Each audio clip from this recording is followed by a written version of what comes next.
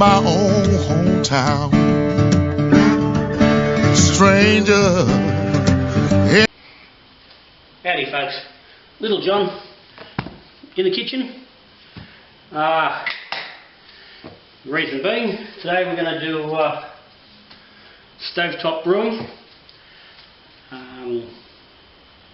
small batch, all grain stovetop brewing. Discussed this one recently, that this is going to be something I'm going to do shortly, and basically this has come about because you keep seeing a lot of new guys that are doing, they're doing kits when they're first brewing, and they start seeing guys doing all grain brews and talking about how much better it is, and how much more variety and stuff you've got doing all grain with your beer making. And these guys start going, oh yeah, I wouldn't mind doing that. And people start looking at it and go, oh hang on, it's a bit pricey, I need a bit of gear, it's not cheap to really jump up into it. A lot of blokes are not really sure whether that's really what they want to do, whether they want to take that big step and go to the next level without really knowing, okay, how much better is the beer. Do I have the time? Do I really, is it something I'm going to enjoy doing? Can I be bothered with all the extra work? I'm doing my kits and I'm knocking out a beer in 15 minutes, and it's all fairly easy. I'm getting a decent beer, But if you are at that point where you're thinking, okay, maybe I can step up a little bit, this is a really simple and incredibly cheap way to get into all grain brewing. It's simple. You can do it in the kitchen. You don't need any special equipment. Most equipment you've probably already got at home. So I'm going to go through today. This is going to be quick. It's not going to be a full dragged out day brew. It's going to be just a quick overview of all the bits and pieces that go on, just so you can see how simple it is. And it is simple. So what I'm doing today is what will be looking for a 10 litre batch into the fermenter. Okay, so as I said, it's easy to get into this small batch on stovetop brewing, because if you're already brewing, you've got most of the stuff around that you're going to need. Right? But what you do need, stock pot. This fella, 19 litre stock pot from Big W. You can pick it up from any of any that sort of size from any decent department store. Big W, Kmart, depending on where you are. They're under $20, and that's so $20 you got your pot. Some people might have a big pot like this at home already. The other thing you do need is a grain bag. Just a mesh bag. You pick these up from your home brew shop, and they'll cost you anywhere from about $10 to 25, depending on the quality and how big they are. This one I think is from Country Brewer. I think I paid something like about, might have been about $14 for it. It's a good strong bag, and it'll last you for quite a while. Bag, pot, about $30. Definitely under $40, and that's all you need. That's all the equipment you're going to need that you may not already have. If you've been doing a bit of grain, you've probably already got this. Okay. Spoon to stir with, and that's about it. We will cool this just in the laundry tub or in the pool, in the bath. We're not going to muck around with chillers and things like that. That starts getting interesting and a bit more expensive. As I said, we're looking to keep this cheap. So let's get into it. It's a 10 litre batch, so we don't need a lot of ingredients. What I'm doing, I'm just knocking out a really simple IPA, almost verging into the upper end of an American pale. And again, the recipe is not really what we're faced with today. It's the actual process of getting this stuff done. Righto. So cracked grain. Now again, if you're only just starting out, you can go and buy your grain cracked from your brew shop. Now, and for today's brew, I've got all up 2.8 kilos of grain. I've got 1.4 kilo of Golden Promise, 1.3 of lager malt, and 0.16 of medium crystal, which I've actually changed out to Barrow Munich because I haven't got any crystal on hand. I thought I did. Right, so nice and easy. We need a total of 19 litres of water all up on this brew, but it's a 19 litre pot, we can't fit it all in there initially. So I'm mashing in with 11 litres, and it's currently sitting on about 71 degrees, and I'm going to run with that for now. It's a little warmer than what I would particularly like, but again, this is a simple method. We're not looking to maintain that temperature in a precise location. So I'm happy to start a little bit higher and just let it sit, and that's in the 60s. As long as it's somewhere between 62 and 68 during the mash, you're going to convert sugars and you're going to get, you're going to get beer. Just your body's going to vary a little bit. But when you're starting out and you're just trying stuff, getting the temperature control isn't exactly necessary. So we get our grain bag into our pot. 11 litres of water should have been cooked on the stove. Now you've got to be careful you don't get your grain bag on the stove and melt it. Stick him in, and we'll just add our grains to that. Now, as I said, we're at 71 degrees. We're going to lose a couple of degrees when we add our grain, maybe 2 or 3. And we just pour the grain. Do about half the grain at a go. Give it a bit of a mix. Now again, you really don't need to see this too closely. It's fairly straightforward. Put the grain in, mix it up. Now, if you are new starting out, make sure your grain is milled. So if you go into your brew shop and you're buying grain for the first time, be aware that the grain is generally unmilled. It's intact. So when you buy it, you need to let your home brew shop know you'd like them to mill it for you. You know, further down the track, when you discover just how good all grain beer is and how addictive it is and how much you want to keep brewing it, then you can look at getting yourself a grain mill and stuff like that. But initially, just get your home brew shop to mill it for you, and away you go. The last of our grain in here.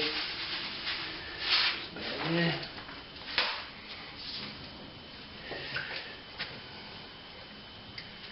And just give that grain a good mix. Just to make sure the grain hasn't got any clumps where it's called a dough ball, and it's where the grain will clump together and the water won't get into the middle, so you'll have this all this dry mass of the floury goodness from the grain. The water doesn't get to, and that will affect obviously how much sugar you're getting, and then how much alcohol and goodness you get at the end. So just make sure all that's mixed through. Doesn't have to be a big job, that'll do well. I'm happy with that. That's all mixed through, no problem at all. Righto. That's it. Now, I'm going to put the pot, I've left the lid out in the garage, I'll go and grab it. But basically now, I'm just going to let that sit to mash. Just for the hell of it, I'll just get a temperature reading on it before we go. But I'm just going to let that sit now for 40 minutes. It doesn't, normally you mash for about an hour, but I'm not going to worry on this one, and there's different reasons for it, but basically we're just doing a single step mash. Okay, that's about 66, 67 degrees, so I'm very happy with that. Because we're doing just a single step mash, 40 minutes will convert the sugars in no problem. It normally takes only about 20 minutes. So we're just going to stick with that. Like I said, nice and easy. So 40 minutes we'll come back, and then we'll look at getting our hops in. So I'll let that go, and I'll come back on and chat about hops before we get them in.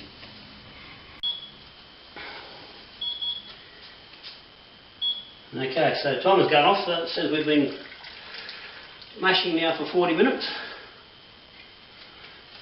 So we can remove the grain. Now, we need to remove the bag and just let what's in there drain into the pot. Now, that can be a little bit troublesome in this sort of environment, but basically what I use is just an old rack from the fridge. Lift the bag, slide your rack under, and just let it sit on there. Now that can get you can get a bit of spillage off that. So just watch it for a little bit while a little bit of that water comes out. Well, it's now water.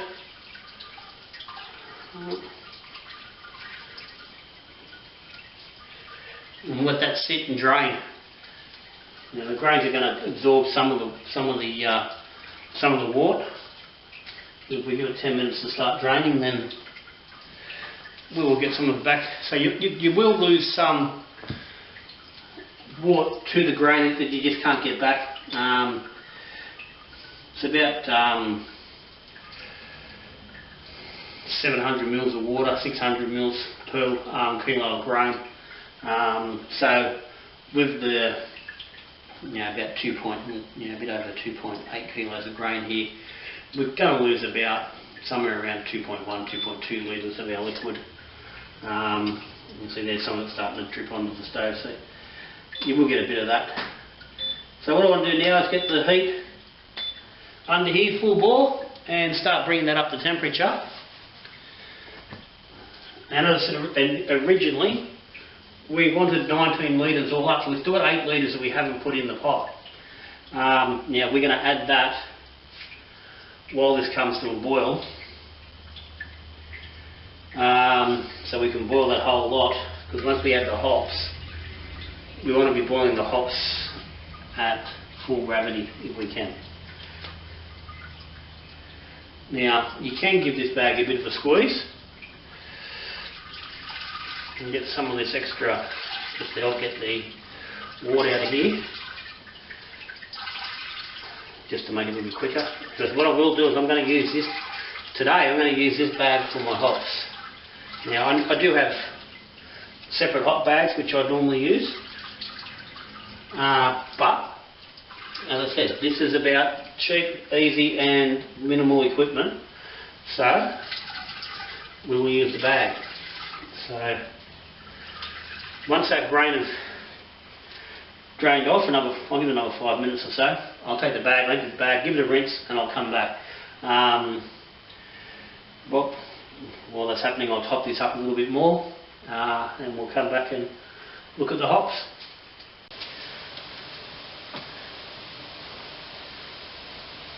Righto, so this is coming to a boil. Now, I left 1.5 litres of water out from the top up, so I put 6.5 litres in, and I'm about 2 inches from the top of the pot. Got to leave a little bit of room for the hot break, which will foam up on top when you get to a boil.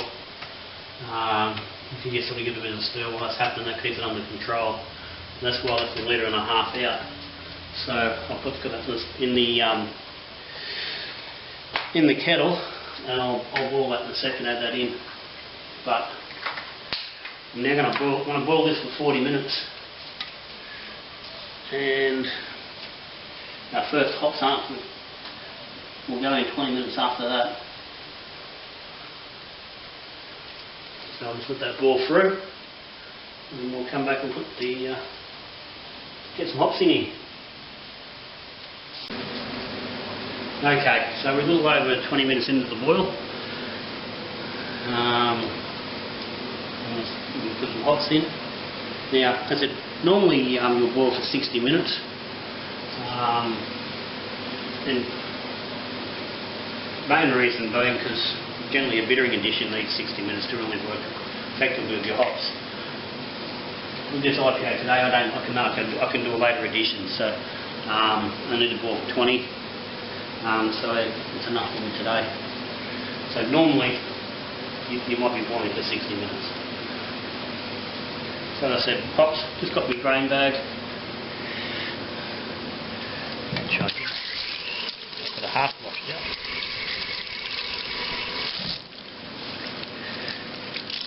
I'm going to put my hops into here. This just makes it easy to get them back out in the end, so there's not a big gunk in the pot. But I only want to put about that much of it into the pot because I don't want it down there on the heat and melting. I'll just get a bit in and just tuck it in the handle there. Right, so that's our first edition. That's Columbus. So that's boiling out for 20 minutes. So a hop additions work backwards. So a 20-minute addition means 20 minutes from the end of the boil, not 20 minutes into the boil. So our next addition is a 10-minute addition, which will be in 10 minutes time, 10 minutes from the end of the boil. So she's boiling away. I added the extra litre and a half of water into here. I boiled it and put it in so it kept going. So we're looking good. So I'll continue with these hop additions and we'll come back and have a look at the cooling process. Right, so we've got the hops out. And we've moved into the laundry tub, so we're just filling up now with cold water. Now make sure you've got your lid on, if anything's falling in there while it's cooling. And as I said, we'll come back and we'll change that water and refresh it a couple of times until we've down cool enough to pitch the yeast. Okay, so we've completed the cooling on the wort and we're ready to transfer. Now, just quickly on that with that cooling, I said, because it takes that while to cool in that bath, you need to allow for that with your hop additions because you'll continue to get utilisation out of the hops while it sits in the hot water, while the temperature comes down. So you need to allow that in your recipes. Most software will allow you to adjust for no chill, what I use now, BrewMate, or your alternative is to just push your hops back about 20 minutes. And again, this bittering addition was 20 minutes, so it will turn out more like a 40-minute addition. So this is calculated about 40 odd. You will probably come out more like 50 odd at the end of the day, but it's all good. But that's a process you'll learn as you go, and you'll be able to work out yourself exactly where you want to go.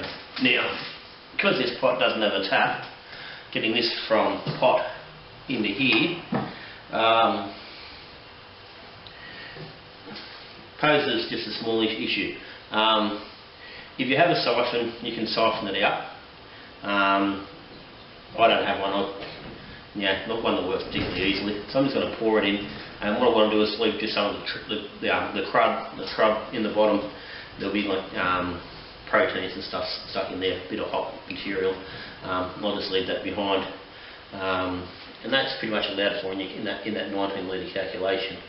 So just pour it in. We want a little bit of aeration. Make sure your tap's off on your fermenter, of course, and we'll just get him straight over.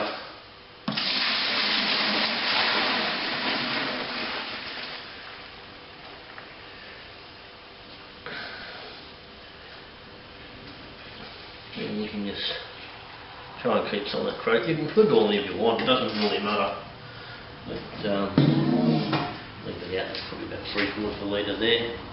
And there you go. And I've actually got about 11 litres in there. So I've got a little more than what I calculated for. That's no problem. I'm pretty happy to get 11 litres. Get the lid on.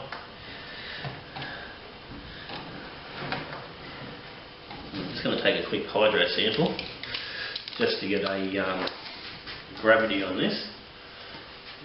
Now my tube has been leaking. I split it the other day, so, but hopefully won't make too much mess. And again, this isn't particularly important to what you're doing at home, but obviously, any brew you're doing, you want to take a gravity reading pre-ferment, and that's sitting on, this would be about 1040, about 1043. Yep. I think I was after 1047 gravity, so I'd say with this, with that little bit of extra volume, that's probably where we've lost those couple of points. And again, that's going to vary depending on your system, exactly how that sort of stuff plays out. So you need to just make some adjustments, of course. So otherwise, take really good notes, keep a good record of your volumes going in, coming out, so you can work out where to make adjustments at the end of the day. As I said, I've not made a small batch like this in a bloody long time, hence the numbers aren't exactly spot on, but I'm pretty happy with that. So what I'm going to do now is just pitch some yeast, and I'm just throwing in, and this really goes against Little John's general advice. It does, yes, I know. Liberty Bell Ale. I was going to pitch a Burton IPA Y yeast. I've been building it up for a while. It was a really old packet. The packet was about 18 months old. I had it building up before I went away on holidays, and it's still sitting in the fridge. And the yeast is great. I've done 2 steps on it. The yeast is great, but it just doesn't seem to be. It's got a funny smell. So I've just grabbed this out of the fridge. I haven't got, because it's ready to go. I'm not mucking around with starting anything else. So Migro Jack's Liberty Bell Ale. I've heard decent things about this. We'll give it a go. I'm just going to go in dry. Obviously, I would certainly recommend going for a rehydration, but I just want to get this up and going. This will get me a nice culture of the Liberty Bell going forward. So just sprinkle that on top. That's aerated a bit there going through. I will give it some more aeration before I stick it in the fridge, but I'll do that. I'm not going to sit here and wait and watch that. I'll just give that a bit more of a stir and get some more in there. So I'm going to ferment this at ambient at the moment on the bench. I've got to wash in the fridge. I need to keep it a bit warmer.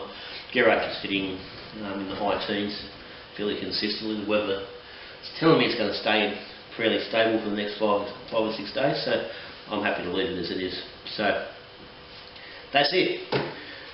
Simple, all grain, stovetop batch, under $40 for the equipment, and you're in. You make an all grain beer, nice and easy. And that's enough there.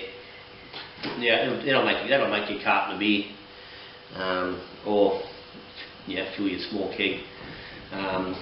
And of course, it doesn't take much to go from that into something bigger, but that's a great way to get into all grain initially, learn what you're doing, get a feel for it, see if you like it, and main thing, to taste the difference. Okay, so that's all going for today. Any questions? Put them down the bottom. If you haven't subscribed already, hit the button down there, subscribe. Come along for everything we do. See what's going on, don't miss anything. Okay, so that's me for the day. So until I see you again, we're brewing beer, drinking beer, we're talking beer, good brewing.